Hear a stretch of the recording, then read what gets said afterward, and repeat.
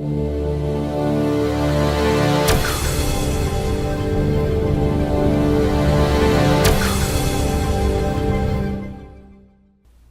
amados, a graça e a paz do nosso Senhor e Salvador Jesus Cristo. Seja muito bem-vindo a mais um vídeo aqui do nosso canal Compartilhando a Bíblia. Meu nome é Moisés Santos, sou obreiro da Igreja Assembleia de Deus, Ministério Missões, aqui no estado de Sergipe, na cidade de Aracaju. Hoje nós queremos trazer uma palavra da parte de Deus que se encontra no livro de Atos dos Apóstolos, o capítulo de número 16, os versículos primeiros 1 e 2, que nos diz o seguinte: E chegou a Derbe e Listra, e eis que estava ali um certo discípulo por nome Timóteo, filho de uma judia que era crente, mas de pai grego, do qual davam bom testemunho os irmãos que estavam em Listra e em Icônio. Versículo 3. Paulo quis que este fosse com ele, e tomando-o, circuncidou-o, por causa dos judeus que estavam naqueles lugares, porque todos sabiam que seu pai era grego. Essa foi a palavra que o Senhor ele me concedeu para trazer na noite deste dia. E eu tenho certeza que essa é uma palavra que vai falar fortemente aos nossos corações. É uma palavra de despertamento, principalmente para a nossa juventude. Nós podemos ver, diante desses versículos que nós acabamos de ler, que na segunda viagem missionária do apóstolo Paulo, aonde ele chega à cidade de Derbe e Listra, e lá ele encontrou um certo discípulo cujo nome era Timóteo. Esse discípulo ainda muito jovem, e eu fui buscar um pouco de referência acerca de Timóteo. Claro que existem as duas cartas onde o apóstolo Paulo destina Timóteo para que ele dê instruções às igrejas, aos obreiros. E aqui nesse dicionário Wycliffe tem algo muito importante acerca do jovem Timóteo. Eu gostaria de ler para vocês que estão acompanhando o nosso canal, que está acompanhando os nossos vídeos, que fala o seguinte: pela forma carinhosa como Paulo lhe escreve, parece que Timóteo era seu discípulo favorito. Seu pai era grego, mas sua mãe Eunice e sua avó Lóide eram judias. Está em 2 Timóteo, capítulo 1, versículo 5. Eles provavelmente se converteram durante a primeira visita de Paulo a Derbe e Listra. Você encontra no livro de Atos, capítulo 14, do versículo 6 ao 22.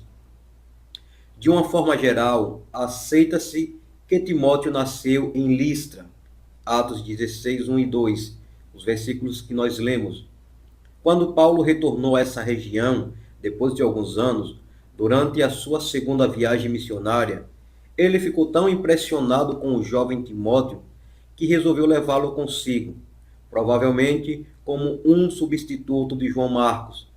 Timóteo recebeu um excelente treinamento espiritual de sua mãe e de sua avó, e dele davam testemunho os irmãos que estavam em Listra e em Icônio, que está na passagem que nós acabamos de ler.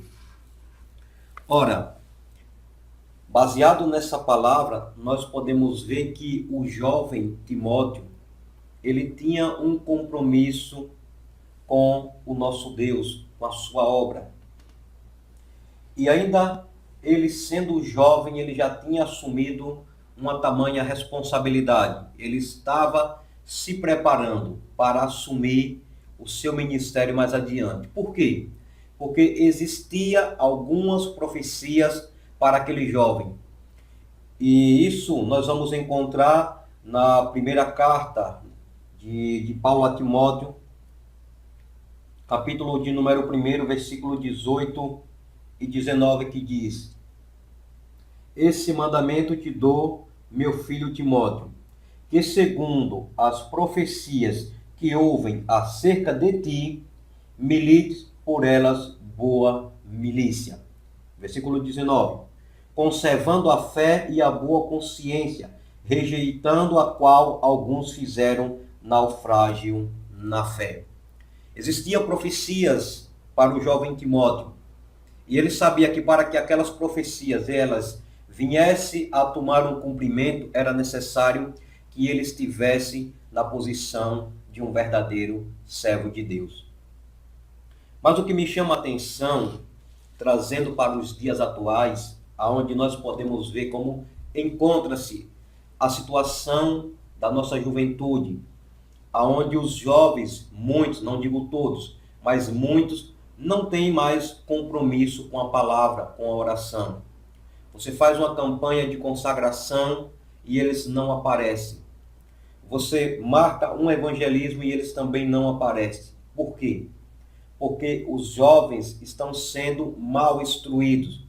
E ao invés de trazerem em suas vidas um exemplo e se tornarem um espelho para o mundo, uma referência, um influenciador, eles estão se deixando influenciar por as coisas que o mundo estão oferecendo. E o que nos deixa muito triste é saber que muitas das vezes as lideranças têm facilitado, fazendo com que essas pessoas tragam o mundanismo para dentro da igreja. E alguns líderes pensam, se nós não deixarmos que eles tragam as coisas do mundo para dentro da igreja, eles vão se desviar, eles vão se afastarem. Mas a palavra de Deus, ela nos ensina que nós devemos guardar e conservar a sã doutrina.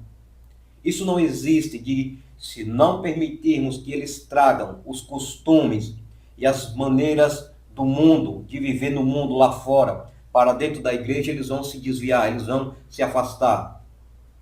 Nós não fomos chamados para sermos influenciados pelas coisas negativas desse mundo. Bem pelo contrário, a Bíblia diz que nós somos sal da terra e luz do mundo. Então nós podemos ver que o jovem Timóteo, ele é um grande exemplo de jovem cristão, para que nós possamos nos espelharmos nesse jovem, para que nós venhamos ensinarmos dentro da palavra de Deus para a nossa juventude, como eles devem proceder, o exemplo cristão que eles devem seguir do jovem Timóteo. E a Bíblia está recheada de exemplos de jovens que escolheram fazer a diferença na sua época, no seu tempo, na sua cidade e no seu país. E até mesmo em países estranhos. Nós vamos ver vários exemplos.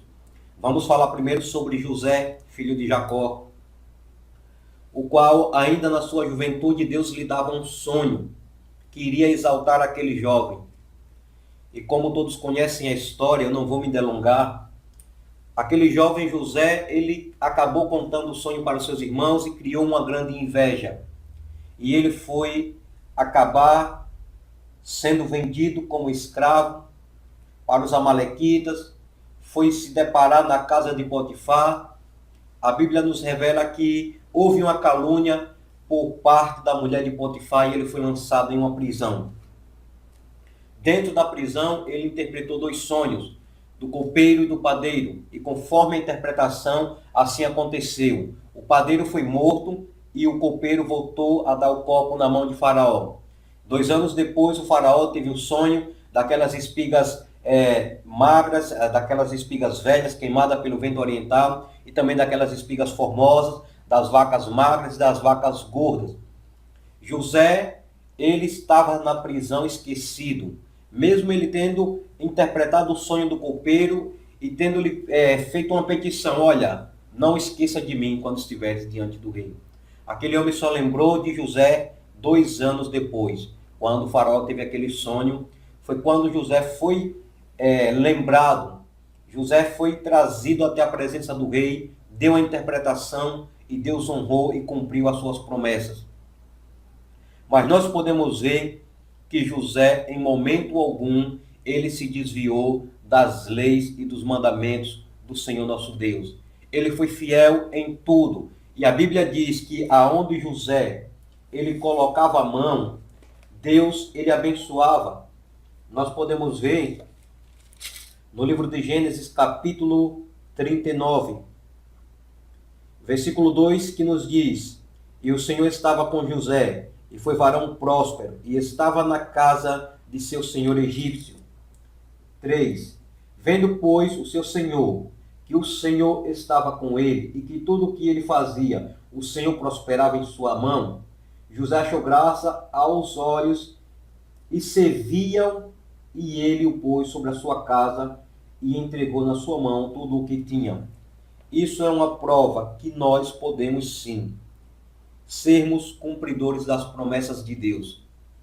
E ainda que venhamos passar por dificuldades, por calúnias, por perseguições nessa terra, a Bíblia nos revela que Deus é fiel para cumprir com a sua palavra. Ele disse ao profeta Jeremias que vela sobre a sua palavra para cumpri-la.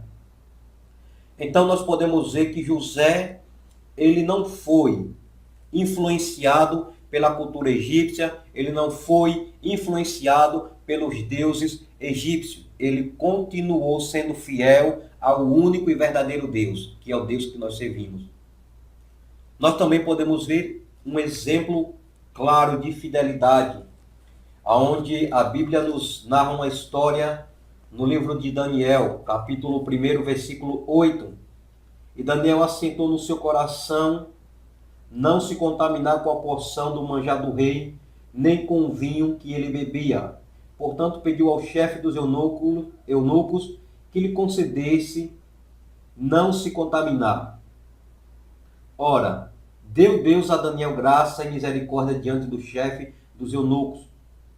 Então isso é uma prova viva, que ainda existem jovens fiéis, jovens que observam e obedecem à palavra de Deus. Jovens que não estão interessados em alimentar a sua carne com os prazeres deste mundo. Hoje em dia estão fazendo muito tipo de atrativos para os jovens, na intenção de segurá-los dentro da igreja. É balada gospel, é vários tipos de artimanhas, que isso eu considero como ferramentas e instrumentos do nosso adversário. É uma forma dele trazer o mundo para dentro da igreja.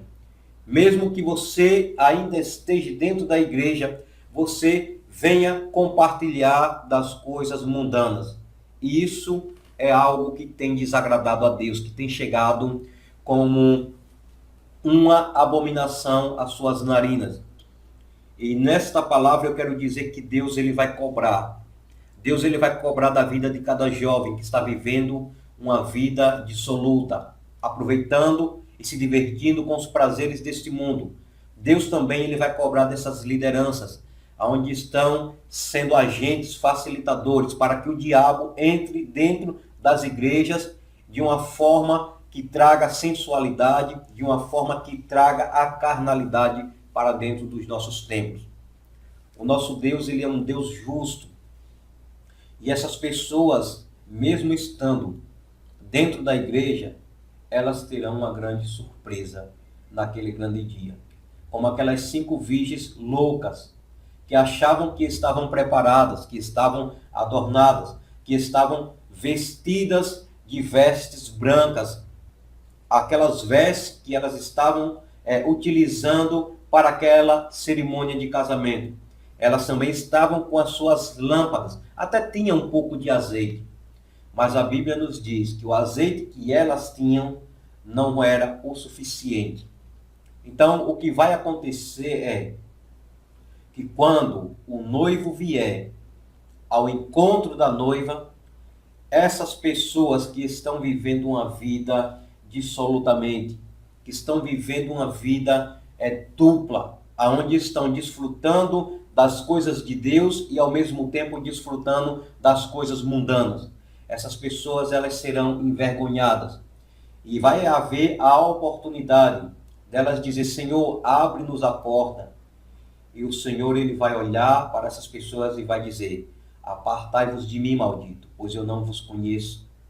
Dura coisa será nesse dia você achar que estava agradando a Deus e Deus chegar para você e dizer, apartai-vos de mim, que eu nunca vos conheci.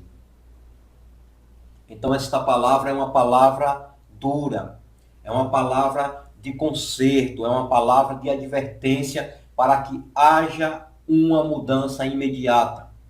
Enquanto nós podemos ver os nossos irmãos sofrendo lá na Nigéria, sendo perseguidos, mortos, onde estão cultuando a Deus e chega pessoas armadas e começam a tirar a vida daquelas pessoas, daqueles servos de Deus. Enquanto isso, muitos jovens estão em balada gospel, estão participando de festas mundanas, estão participando de tudo quanto o mundo oferece. Sabe o que isso significa? Isso significa que você está dentro da Babilônia e você está se prostrando e se curvando aos deuses pagãos da Babilônia e ainda está se alimentando com seus manjares. Mas nesta noite, neste vídeo, eu quero que você faça uma reflexão, como está a sua vida. E se Jesus voltasse hoje, qual seria o seu destino? Você seria arrebatado? Você iria ao encontro do Senhor nos ares e estaria para sempre com o Senhor? Ou você ficaria nessa terra para desfrutar dos seus prazeres e passar pela grande tribulação? Algumas pessoas dizem que não é hora de brincar de ser crente. E eu digo o contrário, nunca foi hora, nunca foi momento de brincar de ser crente. Jesus nos chamou para que nós dessemos testemunho da verdade. E será que a sua vida tem sido um testemunho vivo diante da sociedade, na sua escola, no seu trabalho, na sua faculdade? Será que você tem vivido a palavra como o jovem Timóteo? Ou será que você tem se curvado aos prazeres do mundo? Será que você está vivendo uma vida dupla? Mas a Bíblia diz que não se pode servir a dois senhores, porque há de agradar a um e desagradar ao outro. Então, nesta noite, neste vídeo, não importa o horário que você esteja vendo, eu quero te perguntar, qual é o Senhor que você quer agradar? É Jesus ou é o Senhor deste século, deste mundo? Reflita nesta palavra e volte aos preceitos da Bíblia.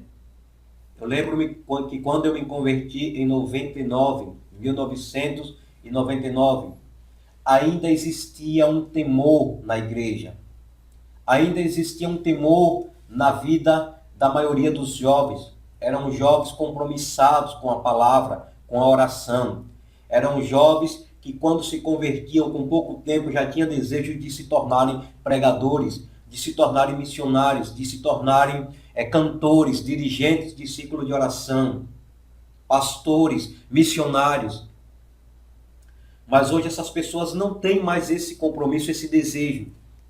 Porque eu sei muito bem que muitas coisas mudaram. Que a tecnologia, ela veio para inovar e ela também trouxe muitos malefícios. A tecnologia, ela ajuda muito em nossas vidas. Mas se não soubermos como utilizarmos essa tecnologia, ela acaba nos separando de Deus. Você vai passar a utilizar a tecnologia para pecar e desagradar o Espírito Santo de Deus. E muitos jovens hoje não têm mais aquele compromisso de chegar na igreja, dobrar os seus joelhos e só levantar da oração após o dirigente tocar a sineta.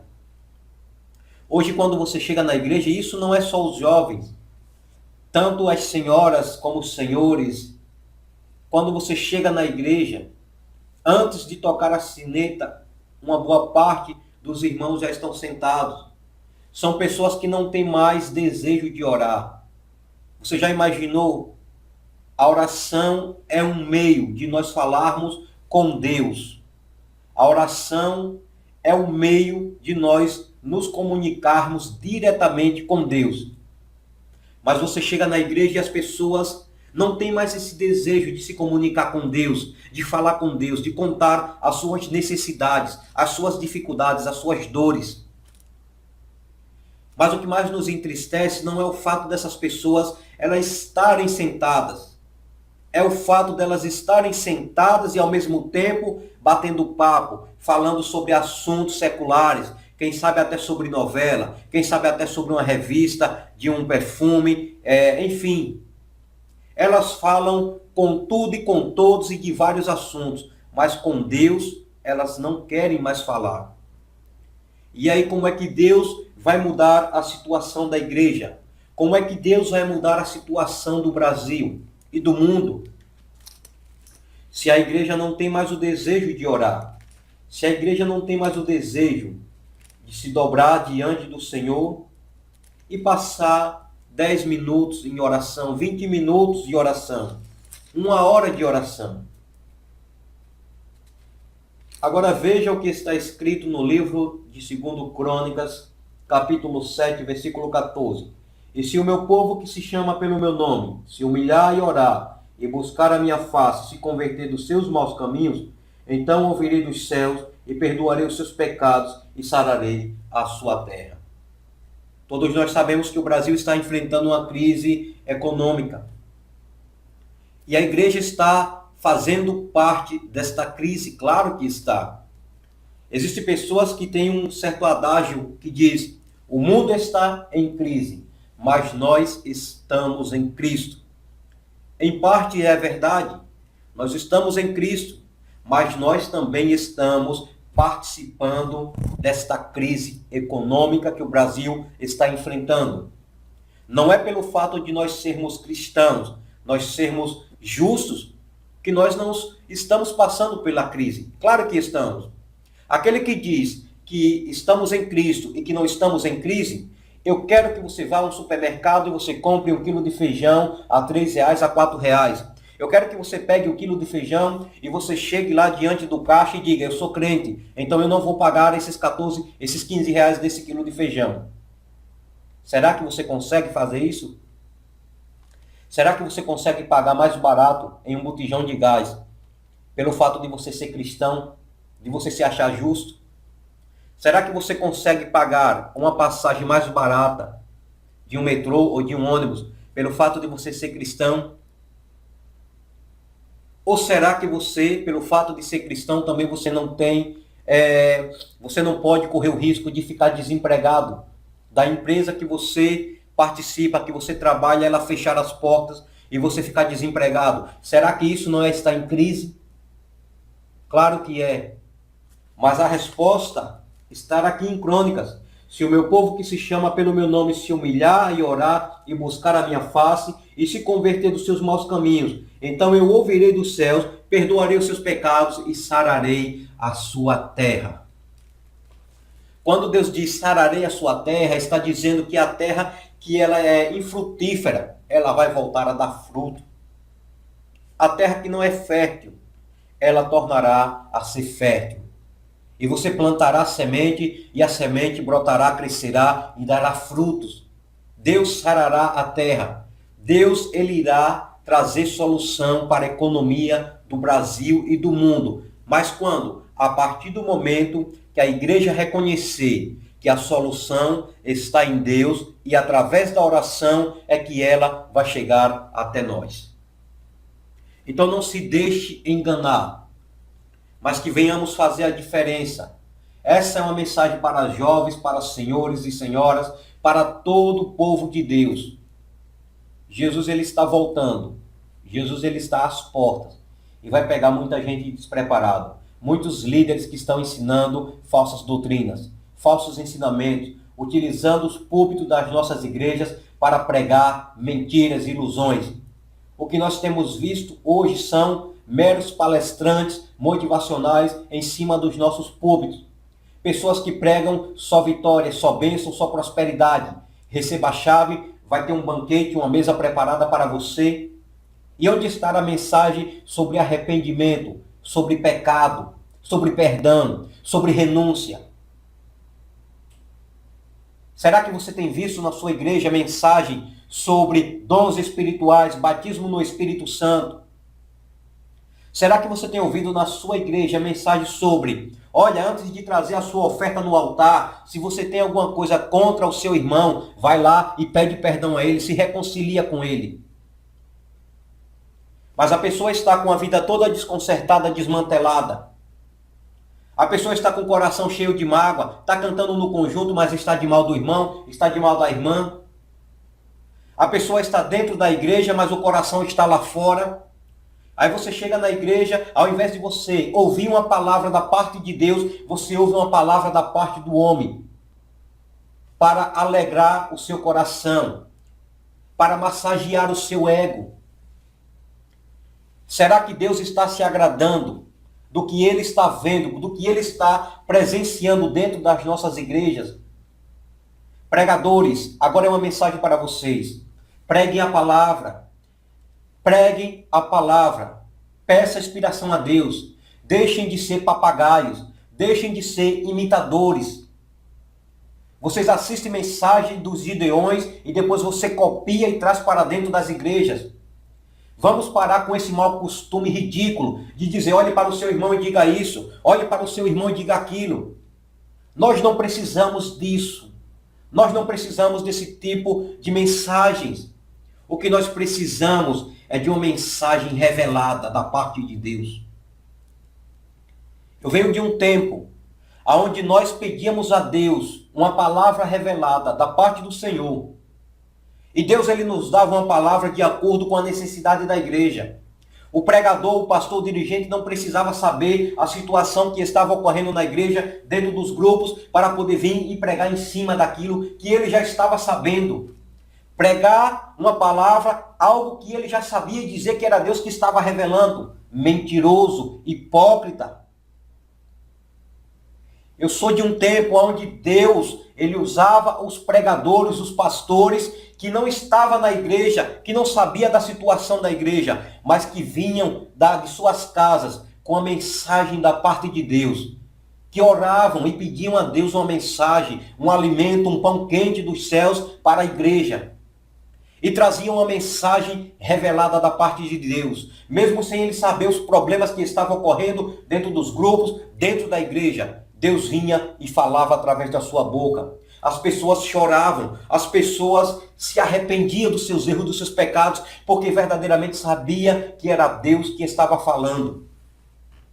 Mas hoje em dia, muitos querem pregar em cima daquilo que eles já sabem, que têm conhecimento.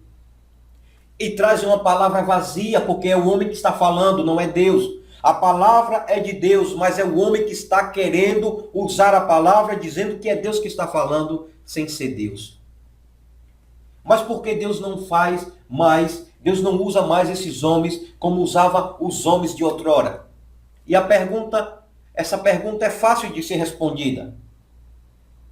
Qual foi o dia que o seu pastor ou o seu dirigente, ele disse, olha, o culto vai começar às 7h30, mas eu estarei aqui na igreja às 7 horas em ponto. Eu conto com toda a presença da igreja. Eu quero que todos vocês cheguem aqui 7 horas em ponto. Nós vamos orar até 7h30. Depois nós vamos levantar da oração e vamos dar início ao culto.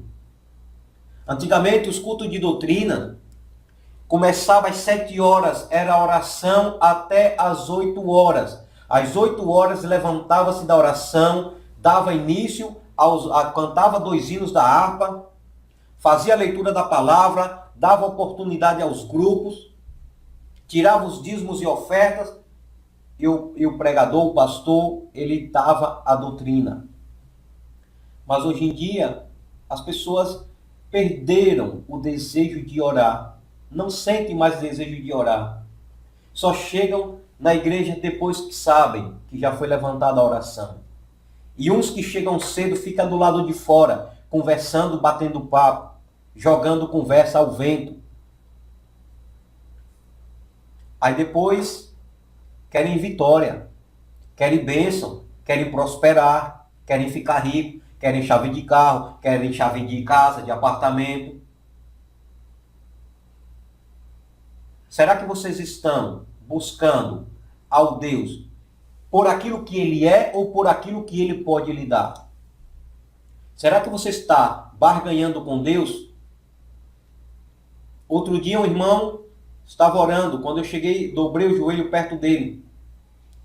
E depois eu me arrependi de ter dobrado o joelho perto daquele irmão. Porque era uma oração barganhando com Deus. Deus, eu preciso desse emprego. Que o Senhor toque no coração dos homens para que eles liguem para mim, para ir levar o documento, para ir apanhar a farda. Se o Senhor abrir essa porta, eu vou dar um ventilador, eu vou dar outro. Deus não precisa disso, meu querido. Deus, ele é dono do ouro e ele é dono da prata. Deus, ele não precisa que você barganhe com ele. Apenas derrame o seu coração e diga: Senhor, tu sabes a minha necessidade. Eu quero fazer a tua obra. Eu quero continuar fazendo a tua vontade. Mas o Senhor sabe que eu preciso trabalhar. Eu tenho família, eu tenho filhos. E não precisa oferecer nada a Deus. Claro que eu não estou aqui dizendo que você não pode fazer um voto. Mas o que eu estou dizendo é que você não deve querer barganhar contra Deus. Nós devemos adorar a Deus pelo que Ele é e pelo que Ele já fez em nossa vida. Não pelo que Ele pode nos dar.